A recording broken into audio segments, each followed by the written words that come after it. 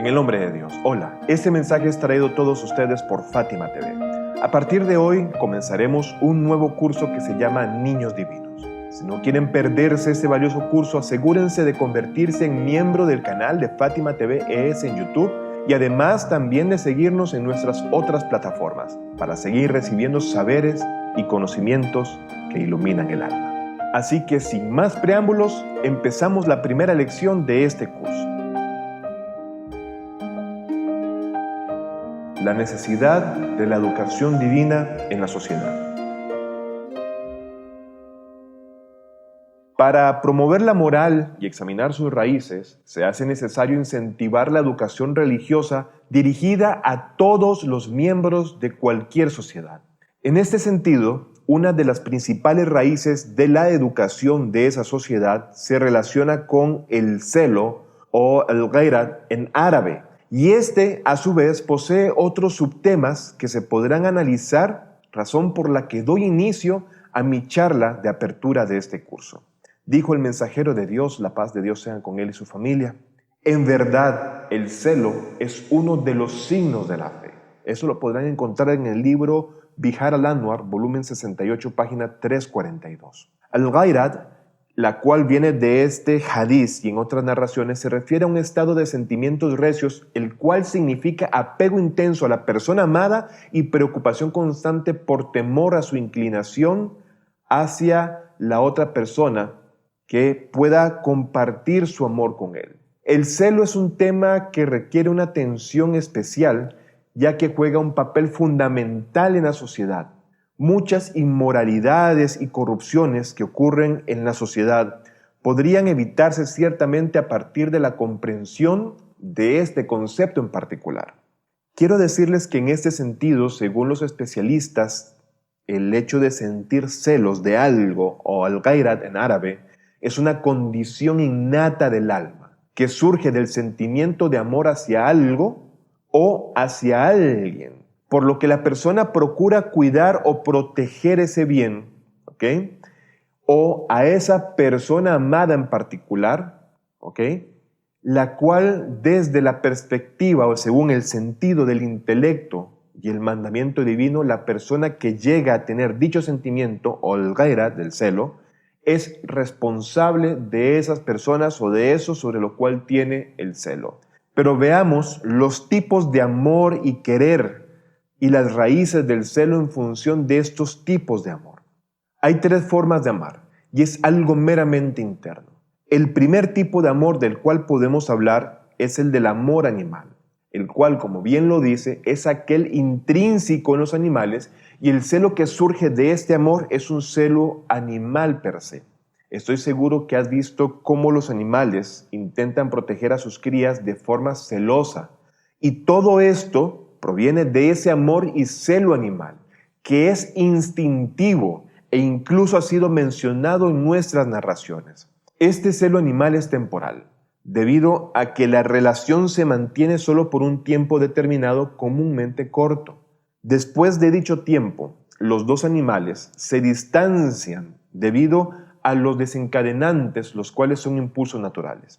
Y también son de carácter instintivo, algo que está en la naturaleza intrínseca de esos seres, tal como pasa con los pájaros, por ejemplo, que alimentan a sus polluelos para verles crecer, pero al final los botan, los echan del nido cuando crecen. Tenemos narraciones que a modo de orden y de consejo dicen: aprended de los celos del gallo. Mira cómo el gallo cuida celosamente a su pareja, y es que así es que nosotros podemos también visualizar con este grado de conciencia a aquellas personas sin al-ghairat o sin celo en medio de la sociedad en la que vivimos. Incluso hay quienes ni siquiera tienen ese celo animal instintivo en su haber. El segundo tipo de amor y raíz de otra forma de celo es el amor humano, que se relaciona con la razón práctica, es decir, hay algunas cosas internas en el ser humano que se mezclan con su ser, incluso personalidad, hechos del individuo mismo que son parte de su instinto primitivo, pero que encuentran contención por medio del aspecto racional de su interior que logra interpretarse entonces como razón práctica. El hombre o el ser humano, independientemente de su religión o creencia, generalmente reconoce el bien y el mal. Y es ahí donde podemos poner como ejemplo que todos los seres humanos aceptan el mal, el cual significa, por ejemplo, la opresión, y el bien, que significa la justicia en general. Estas cosas innatas hacen que el ser humano tenga un amor humano por ellas, que lleguemos a amar la justicia y a no querer o no amar la injusticia. Por lo tanto, amar el bien y no amar en absoluto aquello que sea malo. Razón por la que entonces, como acabo de decir, se ama la justicia y la fidelidad basadas en el intelecto práctico, poniendo entonces en práctica el celo en ellos, con tal de proteger o preservar el bien. En otras palabras, buscan la forma de conservar todo aquello que sea intelectualmente bueno en él y no hacen nada que fomente o permita el destruir esas buenas obras. Por ejemplo, la castidad. No es una característica que deba adquirirse o imponerse a alguien por la fuerza en lo absoluto, debido a que todos los seres humanos en general saben que la castidad es buena y parte de un estado de salud en cierta etapa de la vida. Por lo tanto, mantener esta cualidad moral es necesario para los seres humanos intelectualmente. Debido a la existencia de estas tendencias innatas, expertos o especialistas en ética, en respecto a la definición de celo, colocan el término intelecto junto con el término de sharia o ley y dicen: el celo es un medio para garantizar la preservación y protección de las cosas que son racionalmente necesarias. Vamos con la tercera forma de amor. Factor y raíz del celo, podemos decir, es el amor del ser humano en otra dimensión de su propia existencia. El circuito del amor en este tipo de celo es más limitado e incluye solamente la dimensión espiritual del hombre o del ser humano. En otras palabras, este celo está relacionado con las creencias religiosas y la fe, y este tipo de amor es el mismo que el apego y el interés por lo sobrenatural y por todo aquello relacionado a Dios Todopoderoso. Es aquí donde nace el amor del ser humano a Dios y a aquello que llamamos celo religioso, que es necesario para preservar los principios y creencias. Entonces, ya hemos logrado nombrar e identificar los tres tipos de amor en relación con los demás y el ser humano, cada uno de los cuales es fuente de un tipo específico de celo, y esto es lo que los especialistas en ética relacionan con el celo humano y lo religioso. Tenemos un hadiz que dice: "Qala Rasulullah sallallahu alayhi wa alihi, inna al-ghayrat min al-iman". Esto quiere decir, vamos a recordar este hadiz del profeta Muhammad sallallahu alaihi wasallam que dice: en verdad que el celo es uno de los signos de la fe. Por lo tanto, los seres humanos en el mundo tienen que vincularse con los demás, y estos vínculos provocan amor, y el amor es la fuente del celo en los seres humanos.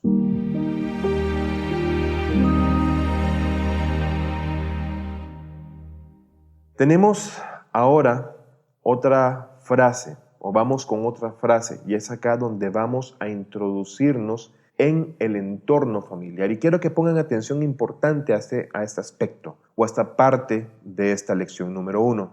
El resultado de los correctos vínculos en el ámbito familiar, educativo, profesional y social es el amor. Y el resultado de este amor debe ser el celo, o al-ghayrat en árabe. Primero quiero examinar el primer entorno en el que se tiene vínculo, y es donde se consigue el amor más fuerte de todos, y es aquel que llamamos vínculo familiar.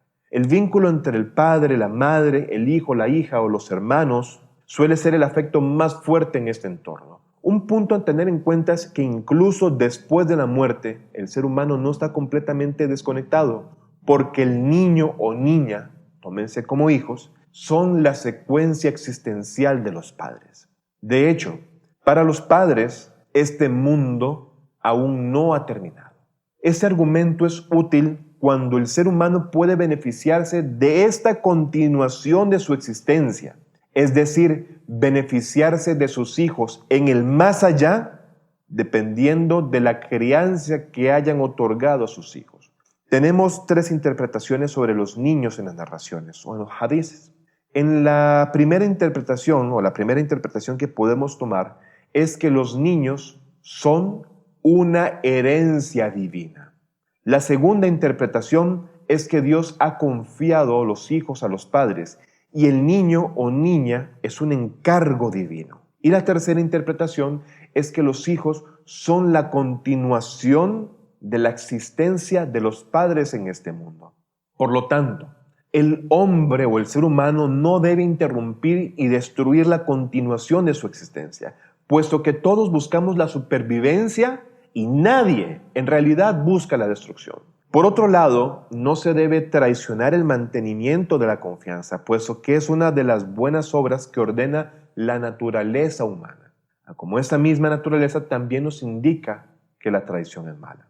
Por otro lado, indicamos o dijimos que los niños son una herencia divina. Por lo tanto, el ser humano no debe de desperdiciar esa herencia y la forma de no interrumpir la continuidad de la existencia humana, o desde otro ángulo, la forma de prevenir la traición y no desperdiciar la herencia divina es la buena educación que un padre pueda darle a sus hijos. Y quiero hacer una pausa acá con respecto a eso. Podemos decir que en el momento en que nosotros, como seres humanos, lleguemos a tratar de interrumpir o de disminuir esa capacidad de beneficiarnos por esa herencia divina, nos estamos traicionando. Por lo tanto, debemos de tener claro que lo que queremos es prevenir la propia traición, desde prevenir el traicionarnos a nosotros mismos y por lo tanto buscar el beneficio, tanto para nosotros como padres, como para nuestros hijos y su futuro. Estas interpretaciones también se han incluido en nuestras tradiciones y que encontramos en múltiples fuentes. Quiero leerles ahora una narración que proviene del Imam Ali alayhi salam que dice: lo mejor que los padres dejan en herencia a los hijos son los buenos modales. Que en este caso también podemos interpretarlo como buena educación. La relación entre la propiedad y el hombre es tan solo un crédito, o sea, un préstamo. La propiedad no es su verdadera herencia. Es por ello que nuestra jurisprudencia o ahkam también confirma este asunto cuando pregona que cuando mueres ya no eres dueño de lo que tenías.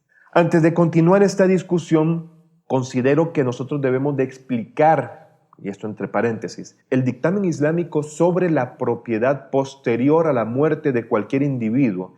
Y la Sharia o la ley o el ahkam, la ley dice lo siguiente: el hombre o el ser humano, antes de su muerte, si escribe un testamento sobre qué hacer con su propiedad, después de morir solo puede llegar un tercio de esta. El resto de la propiedad va a los herederos, mas si no ha hecho testamento, todos los bienes pasarán al heredero.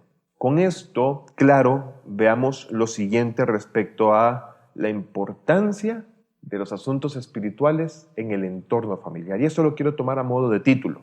Y es que en nuestra religión, en el Islam, se enfatiza que en el ámbito familiar no debemos de llevar a cabo el mayor esfuerzo por cuestiones materiales. Y entiéndase esto, que el mayor esfuerzo se debe centrar en el tema de la educación, es decir, otorgarle a los hijos las mejores oportunidades en relación a educarse y no recibir solamente bienes materiales que son pasajeros y sin una base fuerte o perenne, llegando estos a ser más bien un problema desde muchos ángulos. Y es que si el niño o niña se crían y se educa en una buena dimensión humana y espiritual, continuará bien y con bienestar en su vida, en esas áreas y en lo material incluso. Esto no significa que el ser humano no deba de esforzarse por administrar correctamente los asuntos materiales de la familia y sus hijos, sino que nos referimos a dar un mayor énfasis en las cuestiones educativas y espirituales de la familia. Se ha narrado del príncipe de los creyentes, el Imam Ali alayhi salam,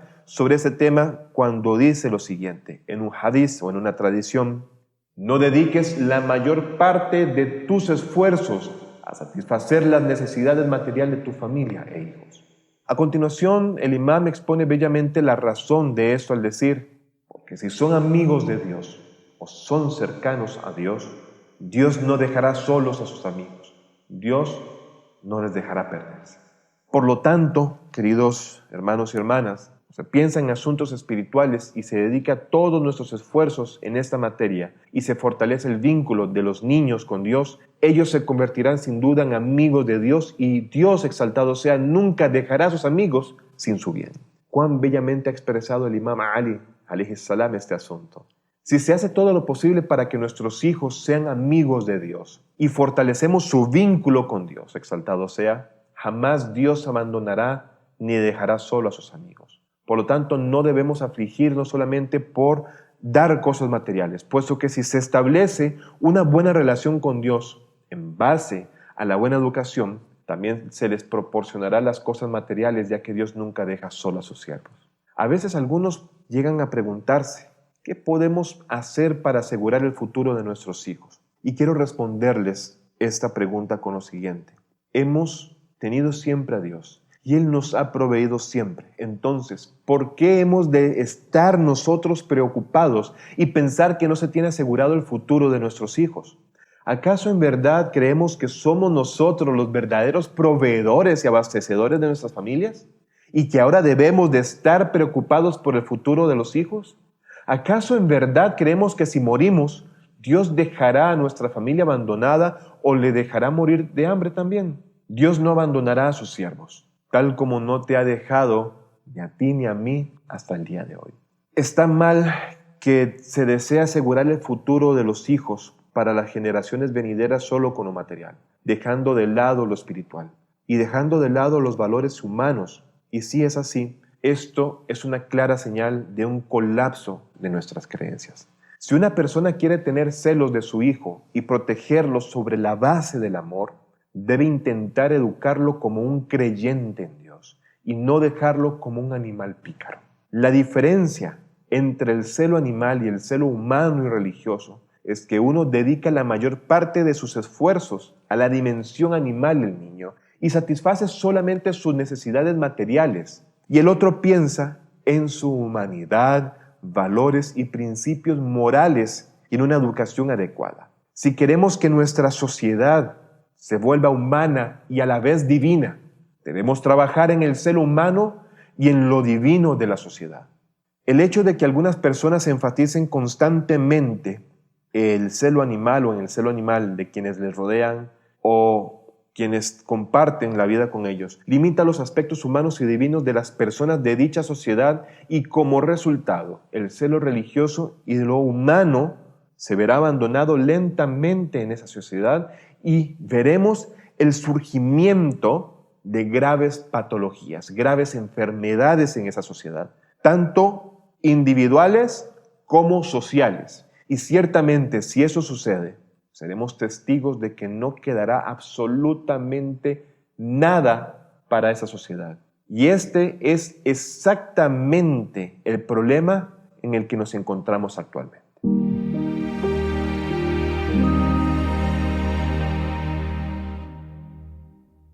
Hay otro tema importante y son las características intrínsecas del niño. El primer entorno en el que una persona juega un papel importante o se da una relación importante es el entorno familiar. El amor más fuerte que podemos experimentar es en el propio entorno familiar y por lo tanto los celos más fuertes se encuentran en ese entorno debido a que existe una gran vinculación espiritual entre los individuos. Por lo tanto, el papel educativo del entorno familiar es un papel importante y sumamente crucial. Como prefacio me gustaría aclarar algunos puntos. Y el primero es que cuando nace un nuevo ser humano, esa criatura tiene naturalezas que se han entrelazado con él, las cuales están relacionadas principalmente con las tendencias divinas y las humanas, hay una relación, y se plantean en la dimensión de las cuestiones espirituales y en el intelecto práctico. En otras palabras, cuando nace un niño o niña, las generalidades de las cuestiones religiosas y humanas se institucionalizan en su ser y ya no es necesario que se les enseñe esas cuestiones. Él mismo lleva consigo dentro de sí estas tendencias divinas y humanas. Es por eso que los hijos de los seres humanos, o sea, nuestros hijos, a diferencia de las demás criaturas, en la dimensión espiritual buscan y aman a Dios. Es decir, además de buscar a Dios de forma natural, lo aman. Respecto a esto, Tenemos una tradición del profeta Muhammad, del mensajero de Dios, sallallahu alaihi wa sallam, que dice lo siguiente: todo ser humano que nace según la naturaleza o la tendencia innata o fitra. Es decir, voy a interpretar el hadiz, el conocimiento que Dios ha creado al ser humano, esa naturaleza innata, fitra o tendencia, es de que nosotros tenemos el conocimiento de que Dios nos ha creado. Este hadiz lo encontramos en Bihar al-Anwar, volumen 83, página 118. La naturaleza, o sea, la fitra, es lo mismo que el monoteísmo o el tawhid. El monoteísmo se mezcla con él. Es así que no tienes que imponer la creencia. Tan solo nuestro deber es ayudar a esa criatura, ayudar al ser humano a desarrollar su talento. Es así que los hijos, además del monoteísmo innato, el cual está relacionado con su intelecto teórico, también comprenden muchos de los mandatos de la razón práctica. Desde que somos niños, tenemos entendimientos que son innatos a esa naturaleza divina. Cuando, por ejemplo, nos damos cuenta de que la opresión es mala y la justicia es buena. Sabemos por naturaleza que los insultos y juramentos en falsos, como por ejemplo la mentira, la traición, están lejos de la humanidad o están lejos de ser compatibles con el bienestar tanto del individuo como de la sociedad en general.